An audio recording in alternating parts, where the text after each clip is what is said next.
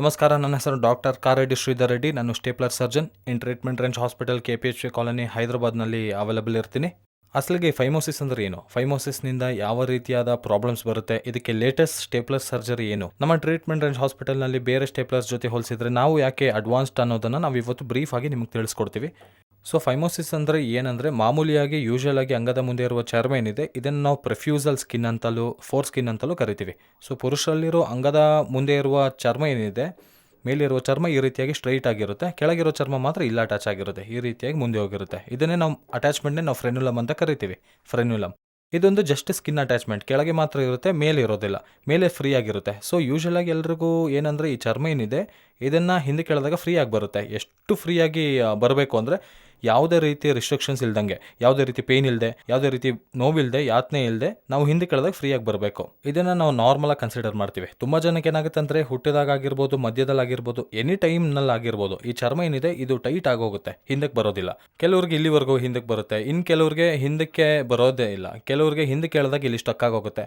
So ಹೀಗೆ ಏನಾದರೂ painful ಆಗಿ ಬರೋದು ಅಥವಾ ಸ್ವಲ್ಪವೂ ಬರದೇ ಇರೋದನ್ನು ನಾವು ಹೀಗಾಗಿ ಫೈಮೋಸಿಸ್ ಅಂತೀವಿ. ಕೆಲವರಿಗೆ ಪೇಯ್ನ್ ಆದರೂ ಬರುತ್ತೆ, ಇನ್ನು ಕೆಲವರಿಗೆ ಕಂಫರ್ಟ್ ಇರಲ್ಲ, ಅವರಿಗೆ ಸೆಕ್ಷುವಲ್ ಇಂಟರ್ಕೋರ್ಸ್ ಮಾಡಿದಾಗ ಎಲ್ಲ ವಿಪರೀತವಾದ ನೋವು, ಬ್ಲೀಡಿಂಗ್ ಬರೋ ಚಾನ್ಸಸ್ ಇರುತ್ತೆ. ಸೊ ಈ ಸ್ಕಿನ್ ಅನ್ನೋದು ಮೂವ್ ಆಗದೆ ಇದ್ದಾಗ, ಹಿಂದಕ್ಕೆ ಮುಂದಕ್ಕೆ ಮೂವ್ ಆಗದೆ ಇದ್ದಾಗ ಕಂಪ್ಲೀಟ್ ಆಗಿ ಕ್ಲೋಸ್ ಆಗೋದ್ರೆ ಅದನ್ನೇ ನಾವು ಫೈಮೋಸಿಸ್ ಅಂತ ಕರಿತೀವಿ.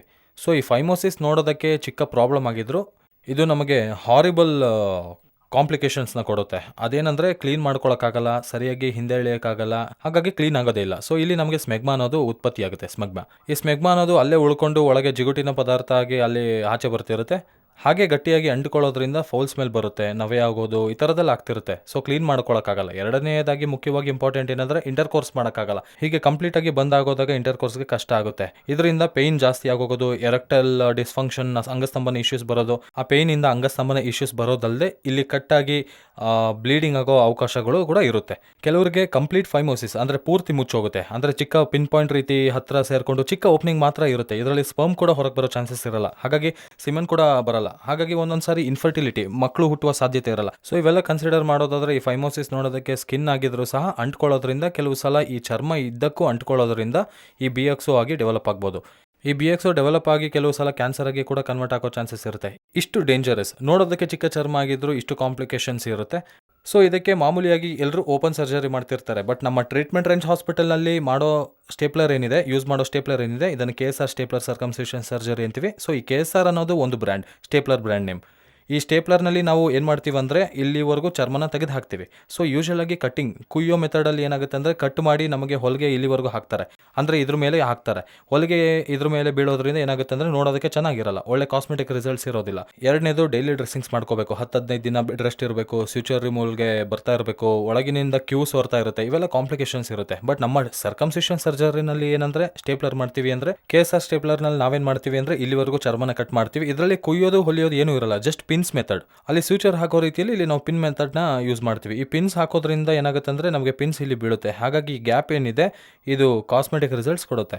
ಸೊ ಈ ಗ್ಲ್ಯಾನ್ಸ್ ಅಂತೀವಿ, ಮುಂದೆ ಇರುವ ಹೆಡ್ ಭಾಗವನ್ನು. ಗ್ಲ್ಯಾನ್ಸ್ಗೆ 1 ಸೆಂಟಿಮೀಟರ್ 2 ಸೆಂಟಿಮೀಟರ್ ಬ್ಯಾಕ್ ಪಿನ್ಸ್ ಹಾಕೋದ್ರಿಂದ ಅಲ್ಲಿ ನೋಡೋದಕ್ಕೆ ಕಾಸ್ಮೆಟಿಕ್ ರಿಸಲ್ಟ್ಸ್ ಕೂಡ ಬರುತ್ತೆ. ಯಾವುದೇ ರೀತಿ ಪೇಯ್ನ್ ಇರಲ್ಲ, ಯಾವುದೇ ರೀತಿ ಬ್ಲೀಡಿಂಗ್ ಇರಲ್ಲ, ಯಾವುದೇ ಥರ ಊತ ಬರಲ್ಲ. And patient within half an ಅವರ್ನಲ್ಲಿ ಡಿಸ್ಚಾರ್ಜ್ ಮಾಡ್ಕೋಬೋದು, ಜಸ್ಟ್ ಲೆಸ್ ದೆನ್ 5 ಮಿನಿಟ್ಸ್. ಅಂದರೆ 5 ಮಿನಿಟ್ಸಲ್ಲಿ ಸರ್ಜರಿ ಮಾಡಿ 30 ಮಿನಿಟ್ಸ್ನಲ್ಲಿ ಡಿಸ್ಚಾರ್ಜ್ ಮಾಡಿ ಕಳಿಸ್ತೀವಿ. ಆ್ಯಂಡ್ ಮೋಸ್ಟ್ ಇಂಪಾರ್ಟೆಂಟ್ ಏನಂದರೆ ಇಲ್ಲಿ patient same day same time after 30 minutes ನಂತರ ಡೈರೆಕ್ಟ್ ಆಫೀಸ್ಗೆ ಹೋಗ್ಬೋದು, ಮನೆಗೆ ಹೋಗೋ ಅವಶ್ಯಕತೆ ಇರೋದಿಲ್ಲ. ಡೈರೆಕ್ಟ್ ಆಫೀಸ್ಗೆ ಹೋಗ್ಬೋದು, ಅಂದರೆ ಲಂಚ್ ಬ್ರೇಕ್ನಲ್ಲಿ ಮಾಡಿಸ್ಕೊಳ್ಳೋ ರೀತಿ ಸಿಂಪಲ್ ಸರ್ಜರಿ. ನೋಡೋದಕ್ಕೆ ಕಾಂಪ್ಲಿಕೇಟೆಡ್ ಸರ್ಜರಿ ಅನಿಸಿದ್ರು, ಬಟ್ KSR ಬ್ರ್ಯಾಂಡ್ ಬಳಸೋದ್ರಿಂದ, KSR ಬ್ರ್ಯಾಂಡ್ನಿಂದ ಅದರಲ್ಲಿರೋ ಸಿಲಿಕಾನ್ ರಿಂಗ್ ಏನಿದೆ ಅದು ಪಿನ್ಸ್ ಡೈರೆಕ್ಟ್ ಆಗಿ ಸ್ಕಿನ್ಗೆ ಬೀಳದೆ ಮಧ್ಯದಲ್ಲಿ ಸಿಲಿಕಾನ್ ರಿಂಗ್ ಇಟ್ಟಿರ್ತೀವಿ. ಆ ಸಿಲಿಕಾನ್ ರಿಂಗ್ ಏನಿದೆ ಇದು ಪೇಟೆಂಟ್ ರೈಟ್ಸ್ ಮಾಡಿದ್ದೀವಿ ನಮ್ಮ KSRಗೆ ಅಂಡ್ ಟ್ರೀಟ್ಮೆಂಟ್ ರೇಂಜ್ ಹಾಸ್ಪಿಟಲ್ಗೆ. ಸೊ ಅಲ್ಲಿ ಸಿಲಿಕಾನ್ ರಿಂಗ್ ತುಂಬ ಸಾಫ್ಟ್ ಆಗಿರುತ್ತೆ, ಸೇಮ್ ಲೈಕ್ ಸ್ಕಿನ್ ರೀತಿ ಇರುತ್ತೆ.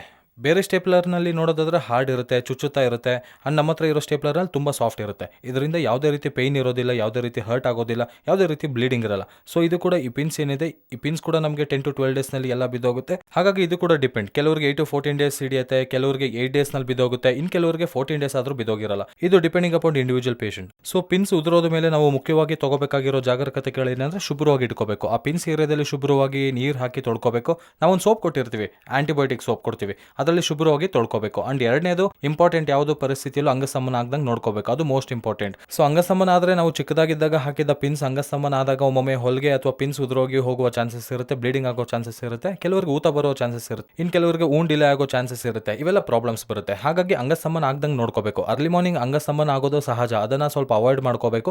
ಸೊ 3 or 4 ಹಾಗೆ 1 hour ಒಂದೊಂದ್ಸಲ ಎದ್ದು ಅಲಾರಾಮ್ ಇಟ್ಕೊಂಡು ಎದ್ದೊಳಬೇಕು. ಯಾಕಂದ್ರೆ ಪ್ರತಿಯೊಬ್ಬರಿಗೂ ಅಂದ್ರೆ ಪ್ರತಿ ಪುರುಷರಿಗೂ ದಿನಕ್ಕೆ 5 to 6 ಎಪಿಸೋಡ್ಸ್ ಆಫ್ ಎರೆಕ್ಷನ್ಸ್ ಅನ್ನೋದು ಕಾಮನ್. ಸೊ ಆ 5 to 6 ಎಪಿಸೋಡ್ಸ್ ಆಫ್ ಎರೆಕ್ಷನ್ ನಾವು ಅವಾಯ್ಡ್ ಮಾಡಬೇಕು. ಅಂದ್ರೆ ಫ್ರೀಕ್ವೆಂಟ್ ಆಗಿ ಎದ್ದೊಳಬೇಕು. ಎದ್ದು ಆ ಕಡೆ ಈ ಕಡೆ ಒಂದು 5 to 10 minutes ಸ್ಪೆಂಡ್ ಮಾಡಿದ್ರೆ ಎರೆಕ್ಷನ್ಸ್ ಕಡಿಮೆ ಆಗುತ್ತೆ. ಯಾಕಂದ್ರೆ ಆ ಟೈಮ್ನಲ್ಲಿ ಹಾರ್ಮೋನ್ಸ್ ಲೆವೆಲ್ಸ್ ಜಾಸ್ತಿ ಇರುತ್ತೆ. ಸೊ ಮೂರನೇದು ಮುಖ್ಯವಾದ ಇಂಪಾರ್ಟೆಂಟ್ ಏನಂದ್ರೆ ನೋ ಇಂಟರ್ಕೋರ್ಸ್. ಅಟ್ಲೀಸ್ಟ್ 1 month ವರೆಗೂ ಯು ಶುಡ್ ಅವಾಯ್ಡ್ ಇಂಟರ್ಕೋರ್ಸ್. ಅಸಲಿಗೆ ಇಂಟರ್ಕೋರ್ಸ್ ಮಾಡಲೇಬಾರ್ದು. ಸೊ ಈ 3 ಜಾಗ್ರತೆಗಳನ್ನ ನೀವು ತಗೊಂಡಿದ್ದೆ ಆದ್ರೆ ಅಸಲಿಗೆ ಸರ್ಜರಿ ಆದ ಅನುಭವನೇ ಇರಲ್ಲ, ಅಷ್ಟು ಸಿಂಪಲ್ ಆಗಿ ಸರ್ಜರಿ ಆಗೋಗುತ್ತೆ. ಸಹಜವಾಗಿ ನೀವು ನಿಮ್ಮ ಕೆಲಸ ಮಾಡ್ಕೋಬಹುದು. ಈ ರೀತಿ ಫೈಮೋಸಿಸ್ ಪ್ರಾಬ್ಲಮ್ಸ್ ಇದ್ರೆ ತಪ್ಪದೆ ನನ್ನ ಟ್ರೀಟ್ಮೆಂಟ್ ರೇಂಜ್ ಹಾಸ್ಪಿಟಲ್ನಲ್ಲಿ ಅವೈಲೇಬಲ್ ಇರ್ತೀನಿ, ನನ್ನ ಟೀಮ್ ಅವೈಲೇಬಲ್ ಇರುತ್ತೆ. ಸೊ ಯಾರಿಗಾದ್ರೂ ಸರಿ ಫೈಮೋಸಿಸ್ ಇದ್ರೆ KSR ಸ್ಟೇಪ್ಲರ್ ಬಳಸಿ ಇದಕ್ಕೆ ಸರ್ಕಮ್ಸಿಷನ್ ಮಾಡಿಸ್ಕೊಂಡು 100% ಕ್ಯೂರ್ ಮಾಡ್ಕೋಬಹುದು ವಿತೌಟ್ ಪೇನ್, ಯಾವುದೇ ರೀತಿಯಾದ ನೋವಾಗದೆ. Thank you very much.